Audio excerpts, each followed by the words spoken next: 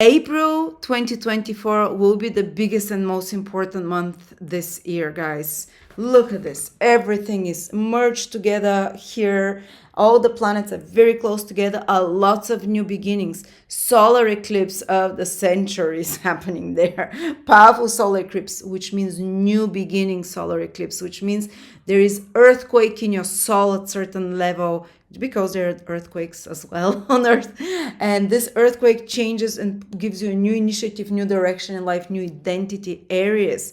These are my longest horoscopes this year. I'm not gonna do such long horoscope, but this is such an important month. A new beginning, another new beginning. Saturn conjunct Mars, new cycle starts, which means you're gonna have for the next 2 years new tasks, the great work that you have to do, where you have to build perseverance, where you have to put a lot of your efforts. Where is that going to be? And you might have a master finished work within 2 years, but big challenges there as well. And the biggest event of the year, Jupiter conjunct Uranus. It will never happen again. Jupiter to conjunct Uranus in Taurus in your life. It will repeat in 84 years. Once in a lifetime opportunity. I can't tell you how excited I am. New cycle. Well, will your source of abundance and opportunities come to you over the next 14 years? If you catch this message, if you understand it, you can have an opportunity for the next 14 years to be abundant. So we'll speak about each of the 12 signs. But before I start, I want to tell you that this is my birthday month, April. If I'm still alive after April, with all the eclipses and new beginnings, I want to make you a gift. All my courses will be 30, 40%, sometimes even more off. I do this only once per year for 2 weeks. This is the time. All my courses, personal courses, if you want to learn astrology over 1,000 hours, they're short courses, long courses, I'll put them. You can buy them now. I hope you enjoy this. And we still have a few places for the retreat with me in Bulgaria at the end of May. We have 3 places, I think, so quickly write to me if you're interested to organize everything quickly for you. This is the most personal retreat I ever do, because I'll be looking at all of your horoscopes individually. It's very private and it's very personal. It's a small group only. So thank you so much. Let's start. Cancer, Sun, Moon, Rising, April 2024. Cancer, look at that. All the planets, you're here, all the planets are on top of your horoscope. Very visible part, above the horizon. So there's going to be action in April. You'll feel busy and you'll be seen and you'll be noticed what you're doing, and your actions will have impact on others, important actions. You have a chance to really kind of have, when planets are above the horizon, there is more free will in a sense to control things, to direct them into the direction you'd like. So it can be a very impactful month. And of course, we start with the eclipse on the 8th of April, but this eclipse will have influence not just on the 8th of April, you might feel it even a month before, and for the next 1 year. So it is telling you this eclipse, and that's the last eclipse in Aries we're going to have for 9-10 years. So it is telling you big change might be on the horizon in your career. The 10th house is your social status, your reputation. It's how you're seen by others, and it's also your impact on the world. It's your mission. Some of you, because this is a new eclipse of new beginnings, it's new moon. The sign is Aries, which is new beginnings, and it's with the North Node, which is again powerful new beginnings, new impulse, new fated developments that you haven't experienced before. So it can be either like a renewal of your career path, and it doesn't necessarily need to be career path. It can be like a renewal for your goals in life, for how you come up into the world, and what your goals are there to present yourself in certain ways, what motivates your actions, something new that motivates you to take action, to activate in yourself into this world, because the 10th house is the house of action, interestingly enough. So there is this powerful trigger that is happening. Again, you might not feel it immediately, you might have felt it before, or you over the next 1 year. Some of the possible manifestations for some of you is a new career, direction in a career that inspires you, that triggers you in a positive way. a new, you might grow a business because the North Node is about growing, that the eclipse is caused by the North Node. It's about acquiring more from the material world, for more prestige, more recognition in some way. This will be especially powerful if it's your ascendant that is in Cancer. Ancient texts talk that specifically if it's your ascendant in Cancer and there is an eclipse in the 10th house from the ascendant, you might become like a king. What does it mean? You can get a promotion, you can get more responsibilities, you can get more worldly recognition in some way. Again, I always love telling the story, but when I had an eclipse in the 10th house from my ascendant, I, especially with the North Node, it's to gain something, to manifest something. I expanded my business within a few months of the eclipse, actually right in the month of the eclipse. I expanded, became from just me, then I started working suddenly with 10 other astrologers, so the business expanded. And this Aries Rahu North Node eclipse energy is asking you to dare and to take risks. Don't try to, the energies, be brave. So you might have some dreams or you might have some ambitions for yourself that you feel too small about, that you're like, oh, this is too much. No. Even because the North Node energy is about almost jumping into the water before you can swim. Because North Node is experiences we don't have a previous life experience with. Okay, maybe you do, but it's taking. North Node is like a jump on a trampoline. You don't take the stairs, you suddenly can be from the first floor to the third floor. So for some of you, it can be such a development in social status. And social status sometimes can mean like marriage or change of a social status because, from Mrs. you become Miss, or from Miss you become Mrs. Or you can be some other change in the social status. And it can be, as I said, it doesn't take the traditional way, climbing around, the slow and steady way with eclipses. And with the North Node, it can indicate you might be thrown into the water before you can swim, and you learn, you fake it till you make it. So don't be afraid to take risks. Of course, you have to be,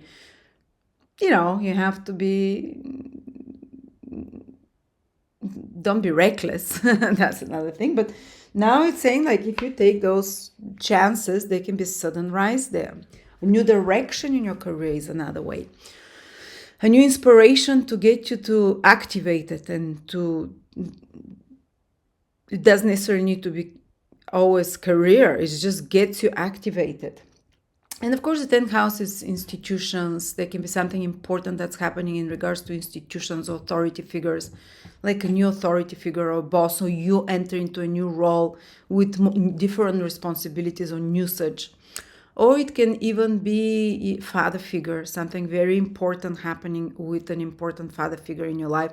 And of course, eclipses can start sometimes with a crisis. If you're not aligned to your mission, vocation, it can start with a crisis, something in your career to awaken you and put you on the right path. Or sometimes a crisis with an authority figure, a parental figure of some sort. But again, the ultimate goal of this eclipse is to make you more initiative, to take initiative in your actions, and to go and make the life that you really want. Because the 10th house is, it's what you're here to contribute to the world.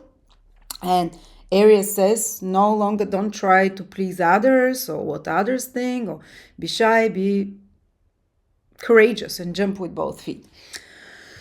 Of course, there is a bit of a reevaluation energy as well in April because Mercury is retrograde the whole month at the same time with the new eclipse. So we have this very new energy there in all matters that we discussed, but we also have some energy of you're reevaluating something. Maybe an old project comes and this new moon eclipse can bring it new life. Or they can be you're rethinking, do I really want to be in this direction of career, or want to have this boss, or do I really want to be like that with the boss? Or maybe you have to finish something and fix it with an institution, or maybe reconnecting with an authority figure, or maybe working on some project which you have to edit, revise, fix. Of course, Mercury retrograde can give some certain delays and certain frustrations. You have certain plans that you have to do with your career, or plans with the actions you want to take this month in your life. But Mercury is retrograde. You have to be flexible and adaptable because there's surprises, there are curveballs thrown at you. And usually Mercury retrograde can give you a different perspective of an old or already existing issue.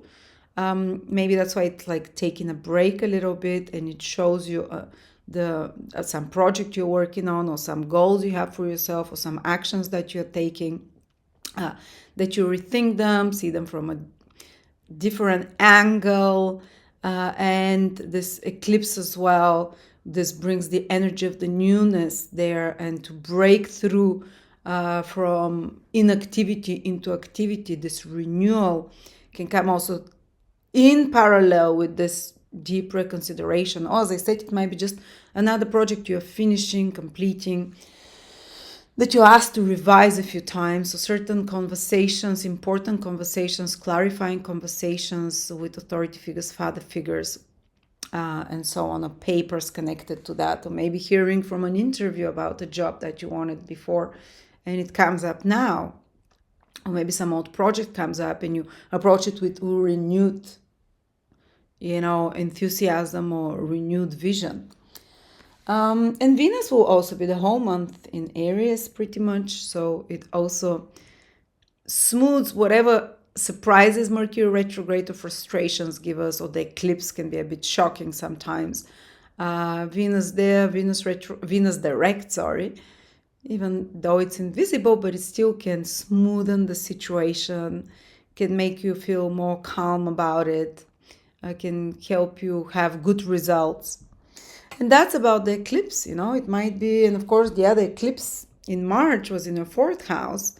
Some of you might even have like relocations happening, changes with their family situation, and changes. And like this eclipse is calling you, come out of your shell and crawl out from, your rock, because the eclipse in the 4th house is with the south node. So you need to let go of that, your safe zone, your comfort zone, go out into the scary big white world and dare, or the universe will kick you there and throw you into the water before you can swim. Then the other big event is we have a new cycle starting between Saturn and Mars in your 9th house. Usually this is a difficult combination, but it's making a trine to you.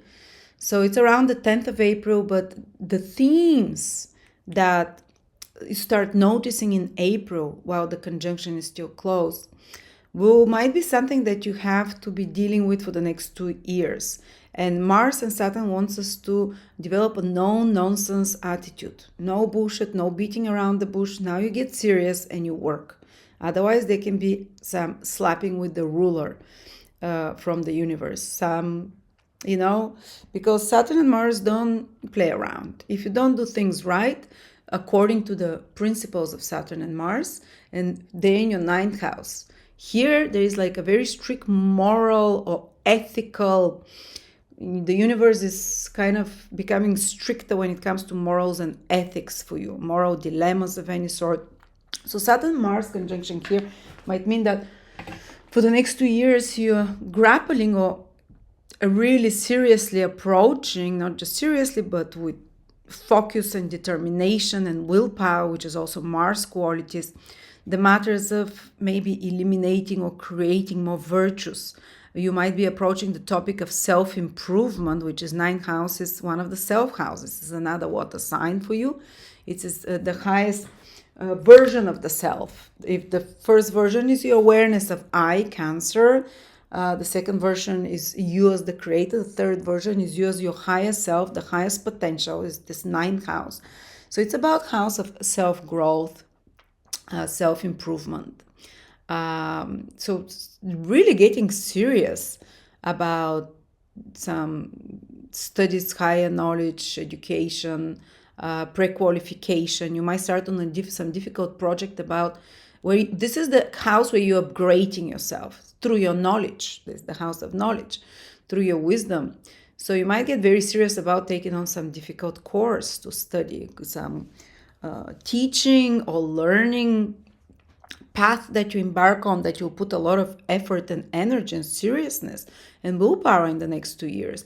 The high manifestation of Saturn and Mars is that within these 2 years that the cycle is influencing you there, starting now from April, you can really have some big achievement with willpower and personal effort. It's not going to be handed to you on a platter, that you'll be very proud of. And usually the results can be incredible if you've applied the principles of Saturn and Mars: perseverance, jumping over hoops and obstacles, and willpower.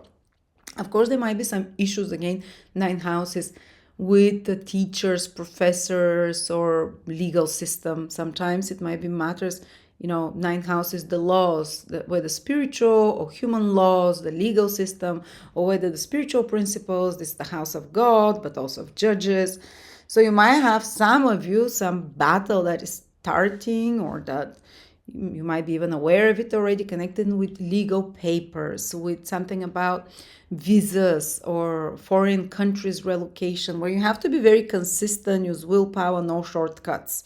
This is always the word for Saturn: no shortcuts. The Rahu is the opposite, the eclipse in the 10th house. When it comes to your career, you can have a sudden rise, But when it comes to the matters of morals, of self-improvement, of law, of legal system, of spiritual improvement, that this here, Saturn and Mars are saying no shortcuts, hard work. Or educational matters of any sort as well.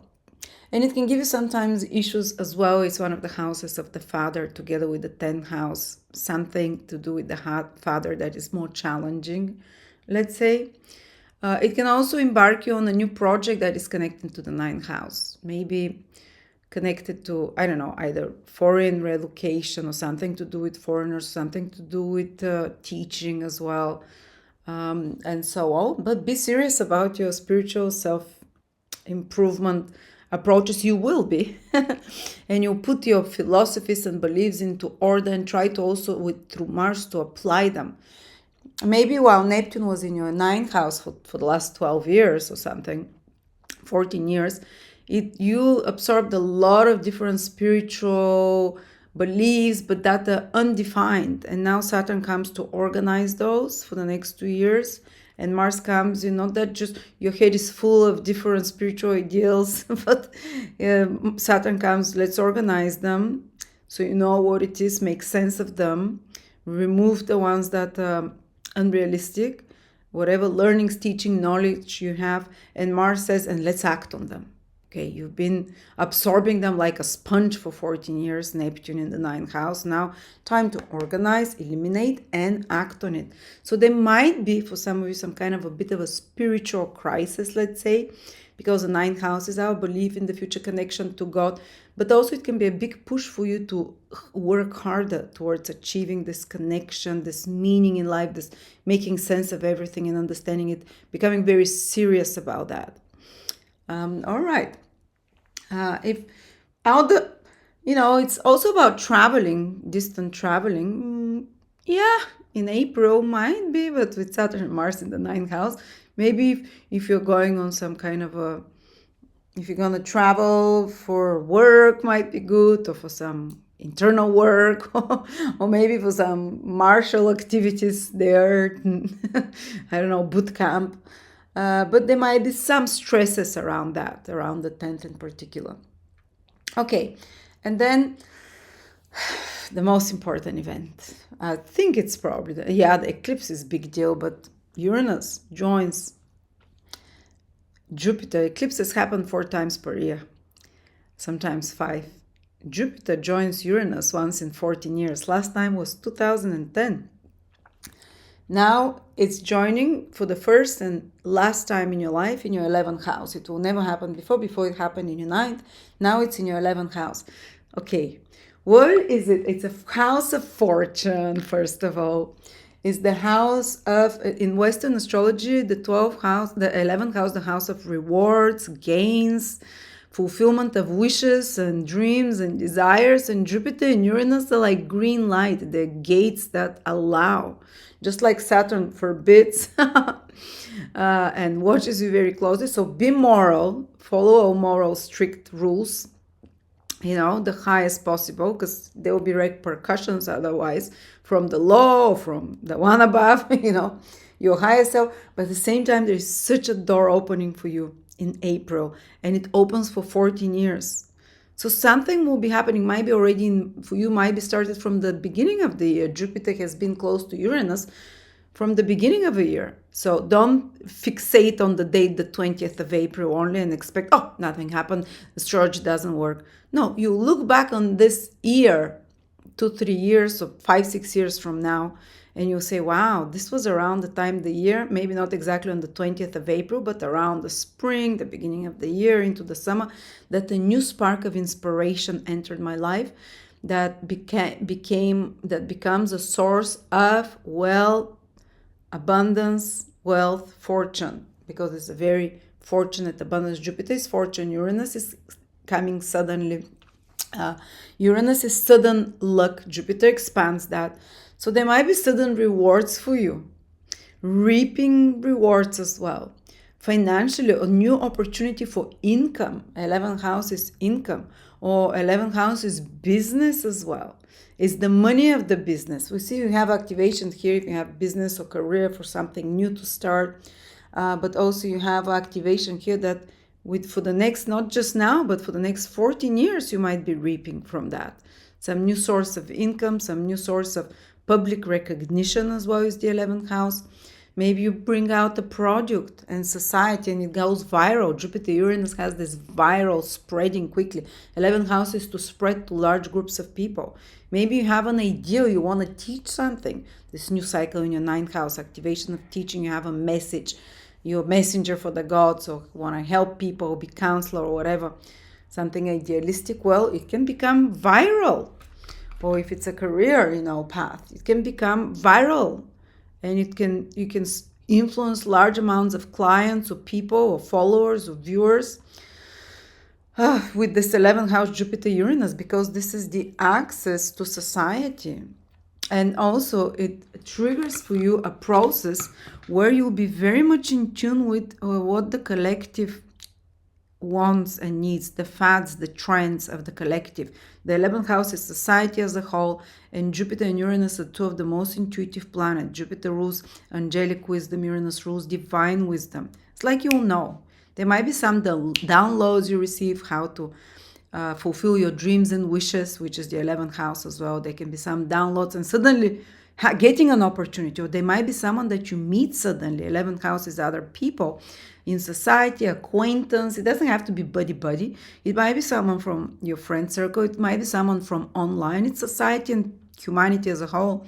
Acquaintance, but with a benefactor energy to them that really helps you break through in a dream of yours, that has faith in you, that helps you, promotes you, sponsors you, or embraces you, mentors you, recommends you. Or you can just meet friends now. And the results might not be immediately obvious. Because also Jupiter is invisible, Uranus is invisible. We're not going to be able, they're too close to the sun. We're not going to be able to see them. But the results might not be immediately obvious now, but over the next 2-3 years, you might have to come back to this video and realize, wow, I met some people around the spring, if you're not Northern Hemisphere, around 2024, and it turned out they were so useful for me. Or I joined some group or a club, or I got sudden access to some society that I wanted to be part of, some club, and that really opened doors for me later on. For some of you, those doors might open through others, or through acquaintances, or business connections, or networking straight away now. It's fast-moving energy, Jupiter-Uranus. But because but I want to tell you, for me, I started my business during Jupiter-Uranus conjunction. And I was like, the first year I was not seeing any results. But I didn't know if it will survive or anything. But here am I, 14 years later. It's been a constant source of abundance, because Jupiter-Uranus is something about abundance. For you, it's in Taurus, money in the 11th house. Fulfilling your goals and dreams and wishes, connecting with the right people, connecting with very intelligent, bright people with wisdom who can do things fast as well, who are very knowledgeable and who break you out of patterns and expand your horizons and show you things can be done differently in a bigger, easier way, but make sure you keep your morals constantly, not just these next 2 years. But so yeah, look for such opportunities, guys. Maybe something to break through on the markets. It's also the 11th house, to break through in some area with, or just new friends that change your perspective. All right, so there you go, Cancers. Hope write to me if you start noticing similar or anything like that. I always love to read, and everyone reads the comments below. Many people read because you see how it can unfold in the life of someone else, and this gives you strength and hope as well. Thank you.